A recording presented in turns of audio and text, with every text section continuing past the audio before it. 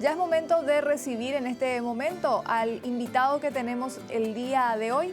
En un contacto virtual, saludo al ingeniero Héctor Cristaldo, el titular de la Unión de Gremios de la Producción, de la UGP específicamente, para hablar de un tema muy importante y al que ya nos vamos acercando. El reglamento, la normativa de la Unión Europea, en este caso la 1115. Ingeniero, bienvenido al canal de la producción, bienvenido a ProGanadería. ¿Cómo estás? Un gusto recibirte. Buenas tardes para todos, un gusto compartir con ustedes. Y bueno, el tema de la 1115 es una ley europea hecha de manera unilateral, con criterios que no se basan en ciencia ni en conocimiento, sino en prejuicios, y finalmente constituyen barreras para arancelarias, para el comercio disfrazado de preocupación ambiental. Esa es nuestra definición de la 1115.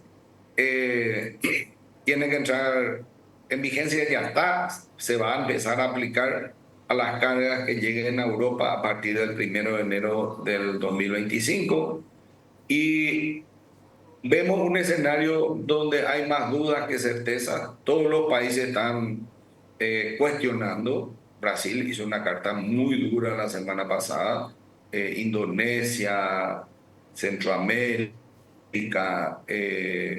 mismo los operadores internos europeos también ven como un proceso difícil de poder cumplir por la complejidad de trámites y exigencias que no tienen racionalidad en función a la agilidad y el dinamismo que requiere el comercio internacional.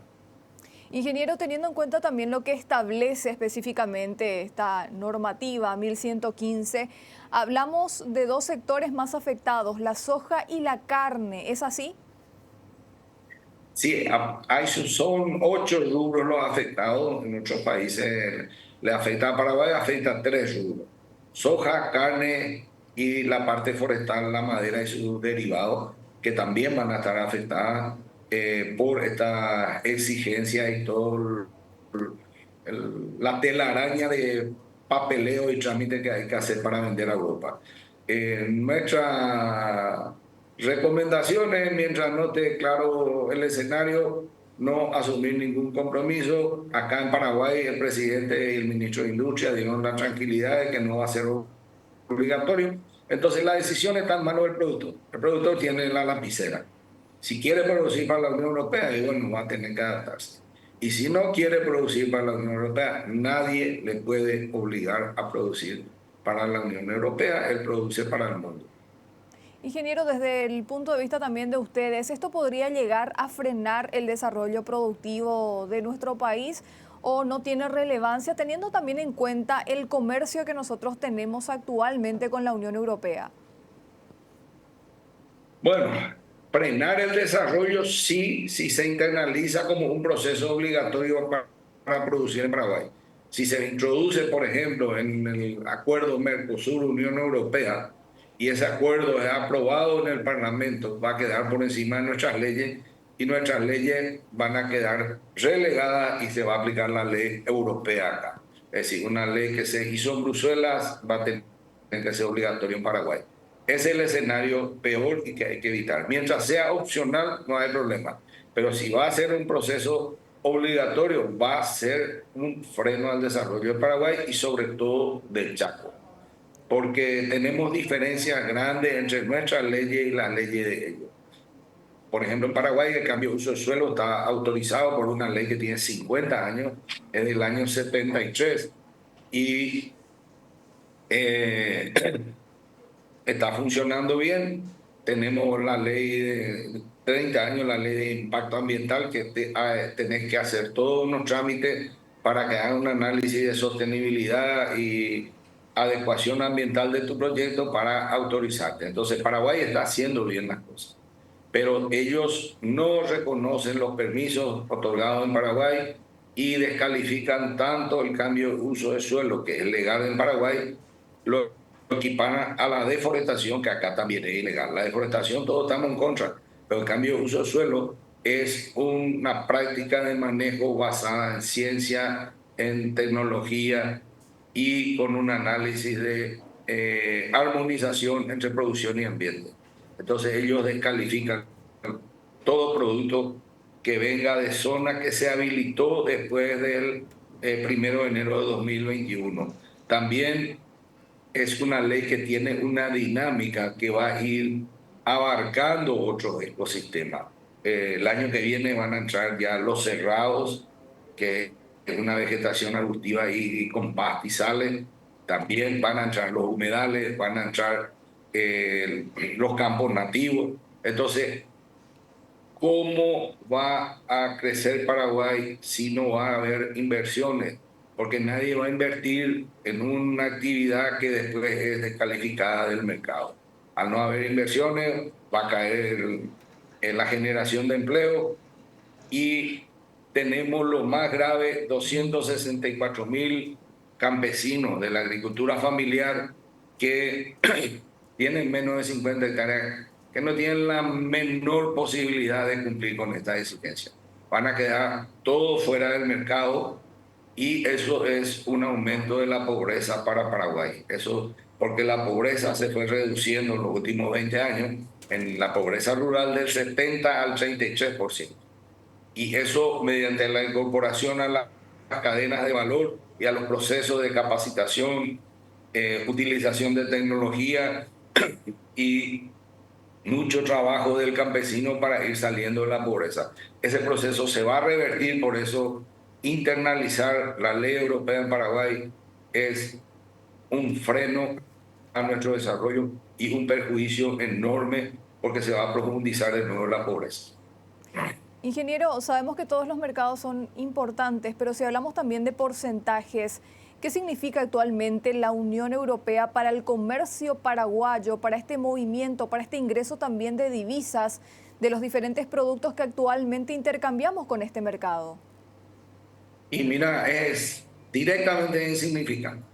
El año pasado, 2023, Paraguay exportó 11.890 millones de dólares, de los cuales 8.814 millones de dólares vienen del campo o de la manufactura de origen agrario, es decir, agroindustria o campo.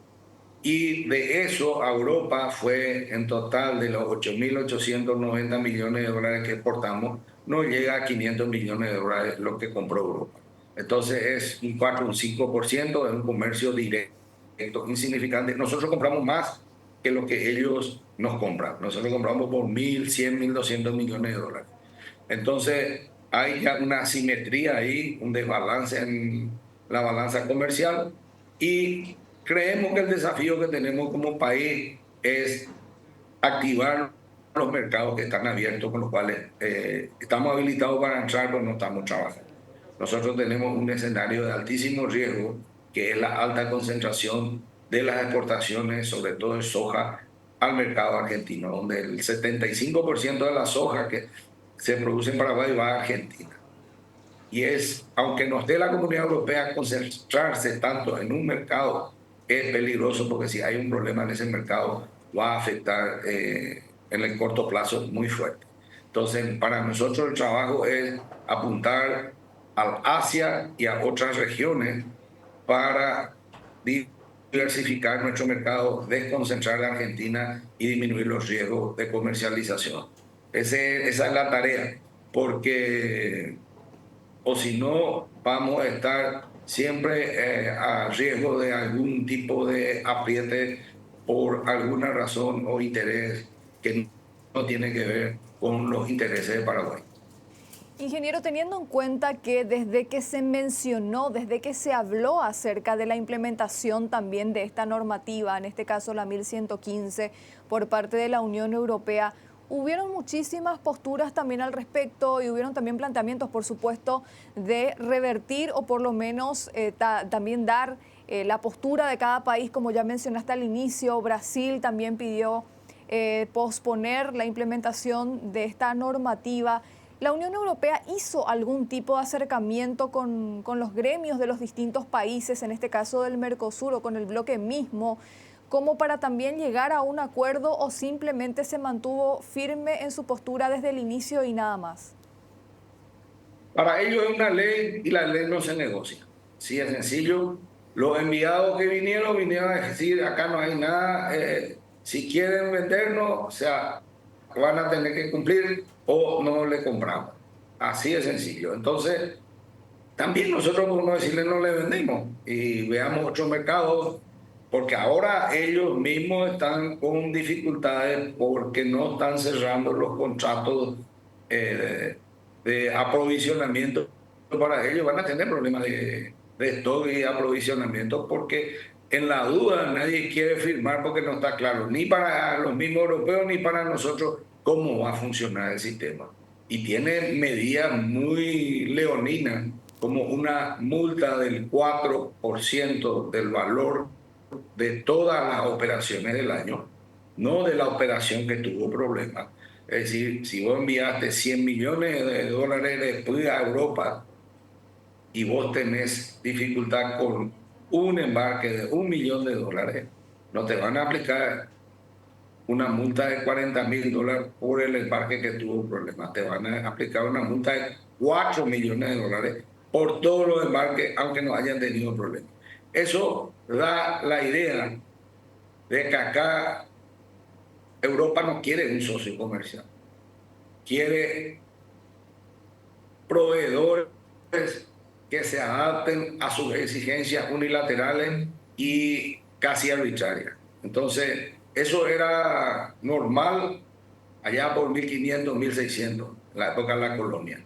Hoy eso colisiona con los principios y los acuerdos de la Organización Mundial del Comercio y tenemos nosotros que defender nuestro derecho a desarrollar. El propio acuerdo marco de cambio climático establece bien en uno de los artículos que cualquier ajuste para estabilizar los gases de efecto invernadero se tiene que hacer de manera gradual, de tal manera que los ecosistemas se adapten y sin afectar producción de alimentos ni frenar el desarrollo de los países que tienen circunstancias diferentes y responsabilidades comunes, pero circunstancias diferenciadas. Entonces hay que respetar las circunstancias diferenciadas de los países en desarrollo que tienen derecho a ampliar su área de trabajo, sus inversiones y disminuir la pobreza para tener un proceso de desarrollo sostenible. Ingeniero, ¿hubo alguna reunión reciente entre ustedes, entre los productores también, para tocar este tema? Hay contacto permanente, permanentemente estamos hablando de todos los gremios, hay más eh, intención de entender y trabajar coordinadamente entre todos. Son escenarios que van cambiando día a día, pero está claro que la burocratización y la telaraña en el trámite que pide la Unión Europea va a marginar a la gran mayoría de los campesinos, va a generar un sobrecosto y va a afectar el desarrollo de Paraguay si lo aceptamos así como está. Este sobrecosto que mencionás, ingeniero, ¿caería sobre aquellos que van a acatar la norma y que quieren seguir trabajando con la Unión Europea o con aquellos que quedan detrás de la norma? No, el que quiere trabajar va a tener que correr un montón de gastos. Tiene que georreferenciar parcelas desde 4 hectáreas de superficie. ¿Eso cuánto cuesta? Tiene que hacer un montón de trámites. Hay 12 ítems que otra vez es chequeado. Todo eso es una vorágine que va a hacer que el productor esté más tiempo haciendo trámites que cuidando su vaca en la estancia o su cultivo en la chacra. Excelente. Bueno, ingeniero, realmente un placer conversar contigo y tener también este panorama, este pantallazo también de tu mano. Queríamos escuchar un poquito tu análisis y bueno, compartir también con la audiencia un poquito de lo que hace a todo esto que se llega ya en el 2025 y que sin dudas, como mencionas, va a afectar a la producción. Muchísimas gracias por este enlace, ingeniero.